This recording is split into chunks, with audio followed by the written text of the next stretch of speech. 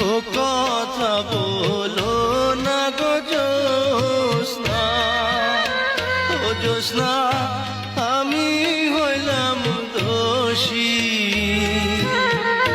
সুখের আশা দিয়া গো তোমায় করলাম বনবাসী গো জ্যোৎস্না, করলাম বনবাসী।